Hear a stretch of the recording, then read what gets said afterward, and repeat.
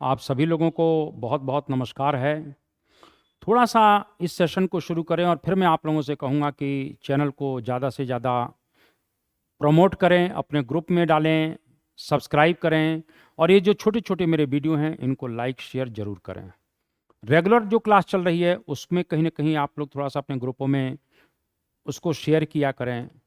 अब मैं क्या कहूँ, बस इतना ही आप लोगों से कह सकता हूँ। मैं आज एक इम्पॉर्टेंट टॉपिक पर बात करूँगा जो बहुत इम्पॉर्टेंट है, और वो इम्पॉर्टेंट टॉपिक ये है कि शिवाजी शिवाजी और मुसलमान। ये एक बहुत इंपॉर्टेंट है क्योंकि शिवाजी के चरित्र पर नाना प्रकार की बातें कही जाती हैं। तो शिवाजी और मुसलमान, इनके बीच के क्या संबंध थे, इसके ऊपर आज मैं बात आप लोगों से करना चाहता हूं। हम बहुत अच्छी तरह जानते हैं कि शिवाजी का जो जन्म हो रहा है वो 20 अप्रैल 1627 को शिवनेर के दुर्ग में हुआ, ये बताने की जरूरत नहीं है। तो 20 अप्रैल 1627 को शिवनेर के दुर्ग में शिवाजी का जन्म हुआ और धीरे धीरे वो संघर्ष करते हैं और इस प्रकार से 1674 में इनका राज्याभिषेक होता है। राज्याभिषेक हुआ, ये थोड़ा सा ध्यान रखना। राज्याभिषेक में कहीं न कहीं बनारस के एक बहुत बड़े विद्वान थे जिनका नाम था विश्वेश्वर उर्फ गंगा भट्ट। तो विश्वेश्वर उर्फ गंगा भट्ट ने इनका एक प्रकार से राज्याभिषेक किया है। और दूसरा, क्योंकि शिवाजी का 2 राज्याभिषेक हो रहा है, पहला राज्याभिषेक और दूसरा राज्याभिषेक जो हो रहा है वो कहीं ना कहीं एक प्रकार से उस समय के बहुत बड़े तांत्रिक हुआ करते थे। विश्वेश्वर उर्फ गंगा भट्ट जो बनारस के विद्वान हैं, और दूसरे जो है दूसरा राज्याभिषेक भी शिवाजी का हो रहा है। इस प्रकार से ध्यान रखना। तो एक दूसरा राज्याभिषेक भी तांत्रिक तरीके से किया जाएगा, ये आपसे बिल्कुल कहीं ना कहीं पूछा जाएगा। ठीक है, यहां पर मैं कहना चाहता हूं कि शिवाजी का राज्याभिषेक होता है और एक प्रकार से शिवाजी का जब राज्याभिषेक हुआ तो इन्होंने राजधानी क्या बनाई है, तो राजधानी जो बनाई है वो रायगढ़ बनाई है। रायगढ़, शिवाजी ने जो राजधानी बनाई है वो कहीं ना कहीं रायगढ़ बनाई है। इस प्रकार से प्रश्न आपसे बिल्कुल पूछा जा सकता है। मैंने कहा कि इस तरीके से विश्वेश्वर उर्फ गंगा भट्ट इनका पहला राज्याभिषेक करेंगे और दूसरा राज्याभिषेक तांत्रिक तरीके से किया जाएगा। किस तरीके से? तांत्रिक तरीके से किया जाएगा। और उस समय के बहुत बड़े तांत्रिक थे निश्चलपुरी गोसाई। तो निश्चलपुरी गोसाई कहीं ना कहीं तांत्रिक तरीके से इनका राज्याभिषेक करते हैं। ये प्रश्न आपसे पूछा जा सकता है। राज्याभिषेक के दौरान इन्होंने एक प्रकार से देखा जाए तो इन्होंने अपने को छत्रपति हेंदो धर्मोद्धारक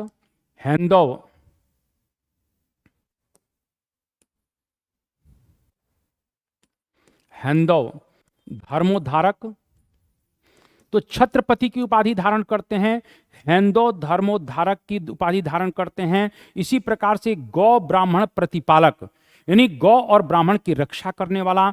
तो इस प्रकार से गौ ब्राह्मण प्रतिपालक की उपाधि धारण करते हैं। सिंहासनाधीश्वर की उपाधि धारण करते हैं। तो इन्हें छत्रपति, हेंदो धर्मोद्धारक, गौ ब्राह्मण प्रतिपादल और सिंहासनाधीश्वर की उपाधि धारण करते हैं। ये भी आपसे पूछा जा सकता है। शिवाजी के विषय में अगर थोड़ी सी बात हम लोग करें तो ये कहीं ना कहीं एक योग्य सेना नायक भी हैं, ये एक योग्य प्रशासक भी हैं। ये भी थोड़ा सा ध्यान रखना, योग्य प्रशासक भी हैं। मैं कभी इन चीज़ों को बताऊंगा। और ये एक प्रकार से जो कहा जाए तो कहीं ना कहीं राष्ट्र निर्माता भी हैं। क्यों राष्ट्र निर्माता हैं? क्योंकि शिवाजी ने मराठों की बिखरी हुई शक्ति को संगठित करके एक राष्ट्र का निर्माण किया। 1643 में कहीं ना कहीं ये अपनी विजय अभियान को शुरू करते हैं और 1676 में इनका अंतिम विजय अभियान जो होता है, इसमें अगर बात करते हैं तो ये कहीं ना कहीं हमेशा सफल रहे। तो योग्य सेना नायक के रूप में इन्होंने काम किया। योग्य प्रशासन भी, यानी अष्टप्रधान के रूप में हम इनको देखते हैं। अष्टप्रधान योग्य प्रशासक भी थे और मराठों की बिखरी हुई शक्ति को एक करके इन्होंने संगठित करके एक राष्ट्र का निर्माण किया है। क्या किया है? मराठों की बिखरी हुई शक्ति को संगठित करके एक राष्ट्र का निर्माण निर्माण किया, तो इसीलिए इन्होंने राष्ट्र निर्माण किया है, इसीलिए इनको राष्ट्र निर्माता भी कह सकते हैं। औरंगजेब इनको पहाड़ी चूहा कहता है। औरंगजेब इनको क्या कहता है? औरंगजेब इनका उपहास करते हुए पहाड़ी चूहा कह रहा है। इस बात को ध्यान रख लेना। अब आज की मेरी जो क्लास का विषय मूल है वो है कि शिवाजी और मुसलमानों के संबंधों की बात करें। तो शिवाजी ने अपने प्रशासन में मानवीय नीतियां अपनाई हैं। पहला क्वेश्चन यहीं से हम लोग बात करते हैं कि शिवाजी ने अपने प्रशासन में मानवीय नीतियां अपनाई हैं। मानवीय नीतियां, तो मानवीय नीतियां अपनाई, ये क्वेश्चन आपसे पूछा जा सकता है। तो शिवाजी ने अपने प्रशासन में कौन सी नीतियां अपनाई हैं? मानवीय नीतियां अपनाई, जो किसी धर्म पर आधारित नहीं थी। यानी मानवीय नीतियां अपनाई जो किसी धर्म पर आधारित नहीं थी। ये थोड़ा सा ध्यान रखना, आधारित नहीं थी, मैं ये कहना चाहता हूं। यानी शिवाजी धार्मिक दृष्टि से बहुत ही सहिष्णु हैं, बहुत ही उदार हैं, ये मैं आपको बताना चाहता हूं। उन्होंने सेना में सभी धर्म के लोगों को शामिल किया है। यानी शिवाजी ने सेना में सभी धर्म के लोगों को शामिल किया। यह सबसे बड़ी बात है कि सभी धर्म के लोगों को क्या किया? तो शिवाजी ने शामिल किया। यानी इनका जो कहने की कंसेप्ट है वो सर्वधर्म संभाव है।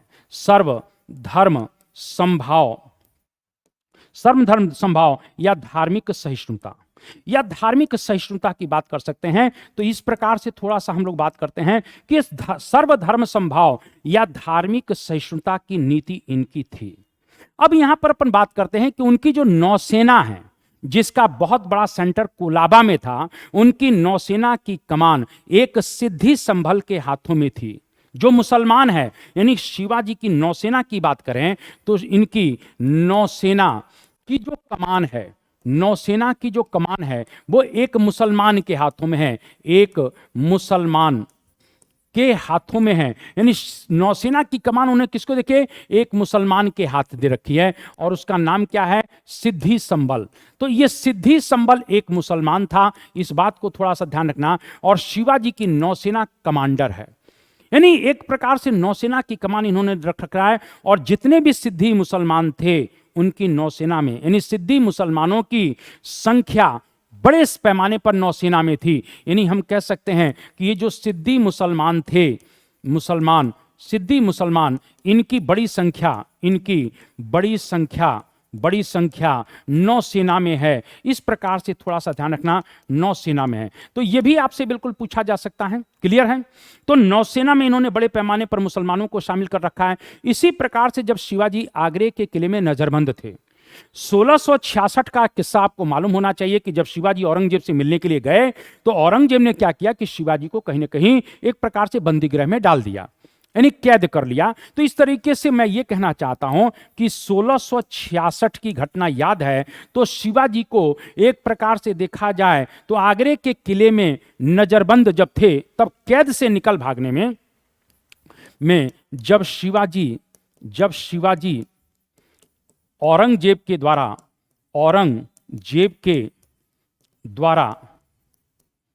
आगरा के किले में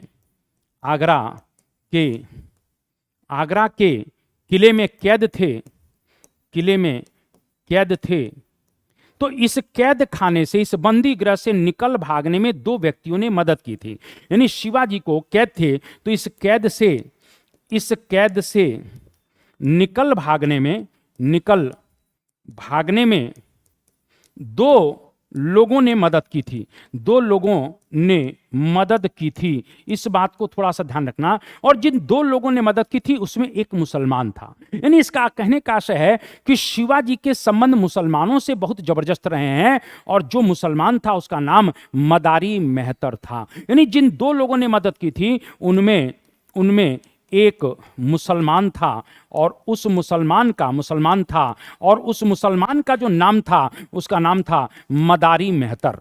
तो मदारी मेहतर ने इस प्रकार से, मैंने अभी कहा कि शिवाजी को कुल मिला के कैद खाने से निकल भागने में मदद की है। यह भी प्रश्न बहुत इंपॉर्टेंट है। अगर थोड़ा सा और आगे बढ़ जाते हैं तो शिवाजी के पास एक टॉप क्लास का गुप्तचर विभाग भी था और उनके गुप्तचर मामलों का जो सचिव था, यानी क्वेश्चन ध्यान रखिएगा शिवाजी कितना विश्वास करते हैं। तो शिवाजी के गुप्तचर मामलों का, शिवाजी के गुप्तचर मामलों का जो प्रमुख है, यह भी हमारे लिए जानना जरूरी है। तो शिवाजी के गुप्तचर मामलों का जो प्रमुख है वो है मौलाना हैदर कहीं न कहीं अली, यानी मौलाना हैदर अली है। यानी शिवाजी के गुप्तचर मामलों का जो प्रमुख है वो कौन है? एक मुसलमान है और उसका नाम है मौलाना हैदर अली। मौलाना हैदर अली, यानी शिवाजी ने नौसेना में भी स्थान दे रखा है, अपने गुप्तचर विभाग में भी मौलाना हैदर अली को नियुक्त कर रखा है। उनके तोप खाने की जो कमान है वो इब्राहिम खान के हाथों में थी। यानी शिवाजी के जो तोप खाने की कमान है, इस प्रकार से हम बात करते हैं तो तोप खाने की कमान जो देखते हैं वो किसके पास थी? तो इब्राहिम खां के पास थी, इब्राहिम खां। तो यहां पर इब्राहिम खां के पास शिवाजी के तोप खाने की कमान भी देखने को मिलती है, इब्राहिम खां। तो इब्राहिम खान के हाथों में थी, यह भी प्रश्न आपसे बिल्कुल पूछा जा सकता है। इब्राहिम खान के हाथों में, तो इब्राहिम खान के हाथों में कुल मिला के तोपखाने की कमान शिवाजी ने दे रखा है, यह भी बहुत इंपॉर्टेंट है। इसी प्रकार से शिवाजी सभी धर्मों का सम्मान करते थे और उन्होंने हजरत बाबा याकूत के कहीं ना कहीं इस प्रकार से जो है याकूत साहब की जो एक प्रकार से जो है जो उनकी खानका थी, उनकी जो जगह थी, वहाँ पर वो ताउम्र पेंशन देने का आदेश दिया था। यानी इस प्रकार से जो है शिवाजी ने उस समय के एक बहुत बड़े पीर हुए, फकीर हुए, कहीं ना कहीं हजरत बाबा याकूत। तो हजरत बाबा शिवाजी ने हजरत बाबा याकूत को ताउम्र इस प्रकार से जो है पेंशन देने का आदेश दिया। तो इस प्रकार से ये भी आपसे पूछा जा सकता है कि कहीं ना कहीं ताउम्र पेंशन देने का आदेश दिया है, ये भी प्रश्न आपसे पूछा जा सकता है। शिवाजी ने अपनी राजधानी रायगढ़ में अपने महल के ठीक सामने मुस्लिम श्रद्धालुओं के लिए एक मस्जिद का उसी प्रकार से निर्माण करवाया जिस प्रकार से उन्होंने अपनी पूजा के लिए जगदीश्वर मंदिर बनवाया था। यानी शिवाजी ने इस प्रकार से, ध्यान रखना, शिवाजी ने अपनी राजधानी रायगढ़ की बात करते हैं, रायगढ़, तो अपनी राजधानी रायगढ़ में अपने महल के सामने, यानी शिवाजी कितने उदार व्यक्ति हैं कि उन्होंने अपनी राजधानी में अपने महल के ही ठीक सामने मुस्लिम श्रद्धालुओं के लिए ठीक उसी प्रकार से मस्जिद का निर्माण करवाया। यानी सामने मुस्लिम श्रद्धालुओं के लिए ठीक उसी प्रकार से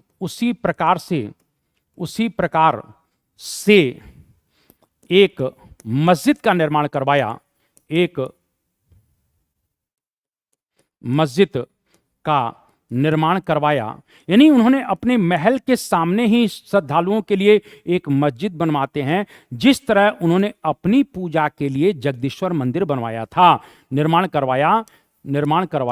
जिस प्रकार से उन्होंने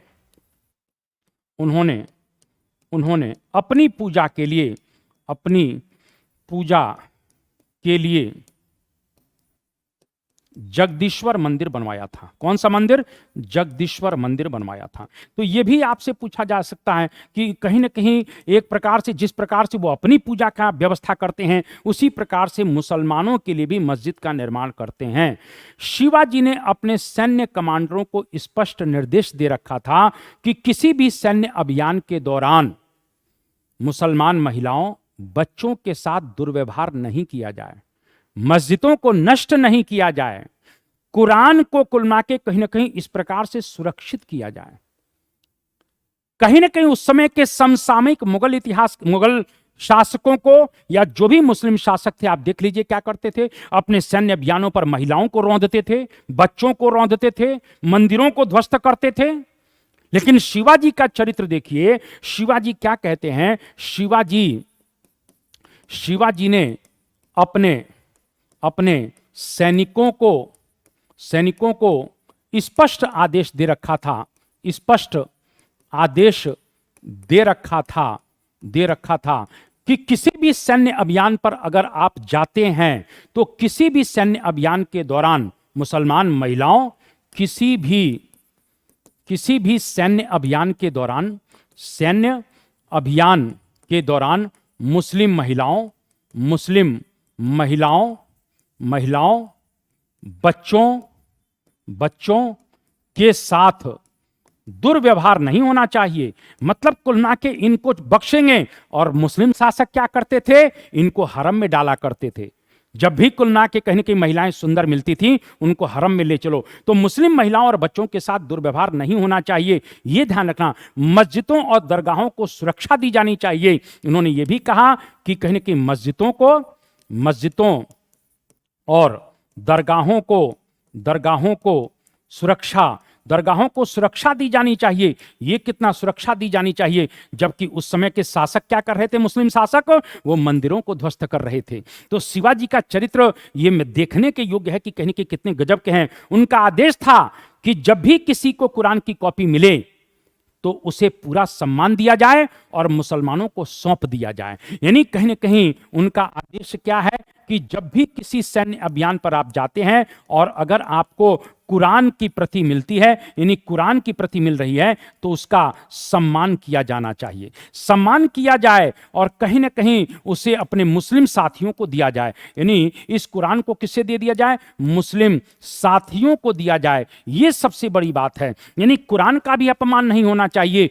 इतना बड़ा दूरदर्शी कुलमा के छत्रपति है, इसीलिए तो संगठित राष्ट्र का निर्माण करते हैं। इसके बाद और आगे बढ़ जाते हैं कि अफजल खान ने जब कैंप में बुलाकर, ध्यान रखिएगा, मुसलमानों का विश्वास कैसे शिवाजी ने जीत रखा है कि जब अफजल खान ने अपने कैंप में बुलाकर शिवाजी को मारने की साजिश रची थी, तब जो है एक मुसलमान रुस्तमे जमा ने शिवाजी को आगाह किया था।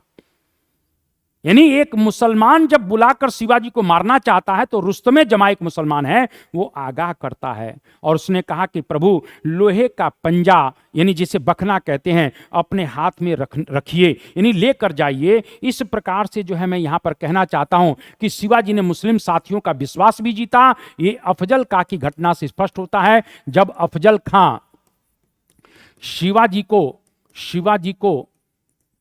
को मारने की साजिश करता है, इस बात को थोड़ा सा ध्यान रखना। तो एक मुस्लिम जिसका नाम रुस्तमे जमा है, एक मुस्लिम जिसका नाम क्या है, रुस्तमे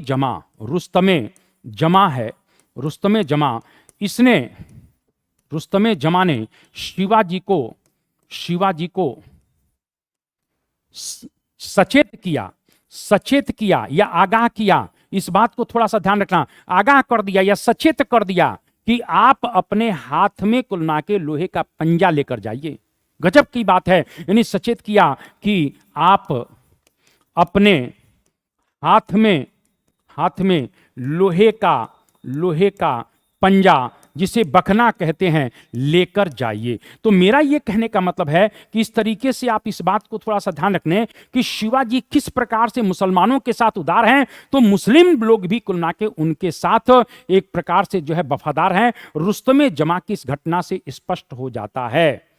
एक घटना आपको बहुत इंपॉर्टेंट बताना चाहता हूं और वो है बसई की घटना। यहां पर बसई की घटना को बताना मेरे लिए जरूरी है। तो इस प्रकार से जो है ये बसई की घटना क्या है, इसके जानना हमारे लिए जरूरी है। बसई की घटना बहुत इंपॉर्टेंट है। ये बसई की घटना क्या थी, शिवाजी के सैनिकों ने शिवाजी के सैनिकों ने बसई के नवाब पर आक्रमण किया। और जब बसई के नवाब पर आक्रमण कर दिया शिवाजी के सैनिकों ने, तो वहां से बहुत सा धन लूटकर लेकर आते हैं। यानी इन सैनिकों ने लूट के सामान, यानी बसई के नवाब पर जब आक्रमण किया तो इन सैनिकों ने, यानी शिवाजी के सैनिकों ने, इन सैनिकों ने लूट के सामान के साथ बसई के नवाब की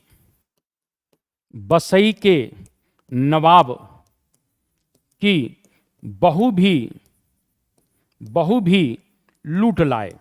यानी बसई के नवाब की जो बहू थी उसको भी वो लूट कर लेकर आते हैं। शिवाजी के सैनिक लूट कर लेकर आए। मैं ये कहना चाहता हूं तब शिवाजी ने क्या किया, ये बात मुगल सम्राटों के या मुस्लिम सम्राटों को हमेशा याद रखना चाहिए कि एक हिंदू सम्राट, अब आप कहोगे कि सर हिंदू धर्म का पक्ष ले रहे हो, यही तो दुर्भाग्य कि सच बोल देता हूं तो कुछ लोगों को पेट में दर्द हो जाता है। ये महाराणा प्रताप और शिवाजी जैसे लोग ही कर सकते थे, ये अकबर, औरंगजेब, बाबर या अन्य मुस्लिम शासक नहीं कर सकते थे। लूटा हुआ धन लेकर दरबार में, ये महिला ये कुलना के दरबार में आई हुई है। लेकिन जानते हो शिवाजी ने जब उसे देखा तो उस महिला से, यानी एक प्रकार से जो है शिवाजी ने दरबार में उस महिला से, जो बसई की बहू थी, नवाब की बहू, उस महिला से माफी मांगी। उन्होंने माफी मांगी है, इस बात को थोड़ा सा ध्यान रखना। यानी शिवाजी ने उस महिला से पहले तो माफी मांगी और फिर अपने सैनिकों की सुरक्षा में उनके महल तक वापस पहुंचाया। यह है चरित्र। और फिर अपने सैनिकों की सुरक्षा में उनके महल तक वापस पहुंचाया। तो यहां पर आप समझ सकते हैं कि शिवाजी का चरित्र किस प्रकार का है, कि शिवाजी चरित्र के बहुत धनी थे। यह मैं बसई के नवाब की घटना से आपको बताना चाहता हूं। इतिहासकार सरदेसाई की बात अगर कर लेते हैं तो यहां पर दो कोटेशन याद कर लेते हैं। इतिहासकार सरदेसाई क्या कहते हैं, जो उन्होंने मराठों का इतिहास लिखा है, तो इतिहासकार सरदेसाई क्या कह रहे हैं ये भी हमारे लिए जानना जरूरी है। इनकी एक किताब है न्यू हिस्ट्री ऑफ मराठा। और न्यू हिस्ट्री ऑफ मराठा, तो न्यू हिस्ट्री ऑफ मराठा में क्या लिखते हैं? ये न्यू हिस्ट्री ऑफ मराठा में लिखते हैं कि शिवाजी को किसी भी प्रकार से मुसलमानों के प्रति नफरत नहीं थी। यानी वो ये सरदेसाई लिखते हैं कि शिवाजी को किसी भी प्रकार से मुसलमानों से नफरत नहीं थी। यानी शिवाजी को किसी भी प्रकार से मुसलमानों से नफरत नहीं थी, ना तो एक संप्रदाय के रूप में और ना ही एक धर्म के रूप में। कितनी बड़ी बात है, ना तो एक संप्रदाय के रूप में, संप्रदाय के रूप में, और ना ही एक धर्म के रूप में। इस प्रकार से आप समझ सकते हैं कहीं ना कहीं धर्म के रूप में। तो इस तरीके से थोड़ा सा बहुत इंपॉर्टेंट है सरदेसाई का कोटेशन। मैं शिवाजी का एक आलोचनात्मक इतिहासकार हुआ खाफी खां, मैं थोड़ा सा खाफी खां को भी कोट कर देना चाहता हूं। और खाफी खां जो शिवाजी का आलोचनात्मक इतिहासकार है, ये शिवाजी का आलोचनात्मक इतिहासकार है, विरोध करता है शिवाजी का आलोचनात्मक इतिहासकार। ये खाफी खां भी क्या कहता है, खाफी खां, शिवाजी का आलोचनात्मक इतिहासकार खाफी खां कहता है कि मैं शिवाजी की धार्मिक नीति की प्रशंसा करता हूं। मैं शिवाजी की धार्मिक नीति की प्रशंसा करता हूं। इस प्रकार से जो है प्रशंसा करता हूं, ये थोड़ा सा ध्यान रखना। इस तरह के क्वेश्चन आपसे पूछे जा सकते हैं कि मैं शिवाजी की धार्मिक नीति की प्रशंसा करता हूं। ये कहीं ना कहीं खाफी खां कहता है, जो मुंतखब उल लुबाब की रचना करेगा। खाफी खां ने कौन सी किताब लिखी है? मुंतखब उल लुबाब, इस पर कभी चर्चा करेंगे। तो इस प्रकार से ध्यान रखना, शिवाजी का मुसलमानों से किस प्रकार का संबंध था, ये आप लोग मेरे हिसाब से समझ गए होंगे। तो इस क्लास को मैं यही रोकूंगा। बस मैं यही आशा करता हूं कि आप चैनल को प्रमोट करेंगे और हम लोग इसी प्रकार आगे रहेंगे। जय हिंद, जय भारत, वंदे मातरम।